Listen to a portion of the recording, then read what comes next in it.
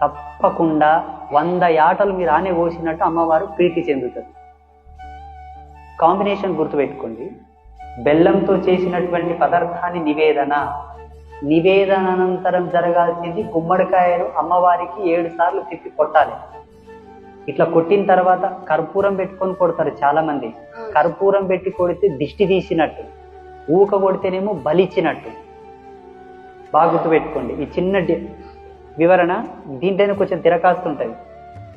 గుమ్మడికాయ చేతిలో పట్టుకొని 7 సార్లు అమ్మ చుట్టూ తిప్పి కొట్టి 2 పచ్చలు అయిన తర్వాత కుడి చేతిలో ఉన్నది ఎడమ వాటంగా, ఎడమ చేతిలో కుడి వాటంగా విడదీసి పెట్టాలి. పెట్టిన తర్వాత ఆ గుమ్మడికాయ మీద నీళ్లు చల్లాలి. పసుపు కుంకుమ వేయకూడదు, నీళ్లు చల్లాలంతే. ఆవుతి చల్లారుతుంది.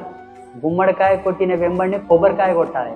అది కూడా ఎట్లా కొట్టిన వెంబడినే కుడి చేతిలో ఎడమ వాటంగా, ఎడమ చేతిలో కుడి వాటంగా పెట్టాలి. తర్వాత ఒక నిమ్మకాయకు సుడి ఉంటుంది. సుడి అంటే చెట్టుకు కాసినటువంటి అతికినటువంటి ప్రదేశం. ఆ ప్రదేశంలో చాకు పెట్టి సెంటర్కి తెంపాలి, 2 భాగాలు చేయాలి. ఈ చేతిలో ఇక్కడ పడేయాలి, ఈ చేతిలో ఇక్కడ పడేయాలి. అమ్మవారు 100 యాటలు మీరు ఇచ్చినటువంటి రిజల్ట్ మీ అకౌంట్లో పడేస్తుంది.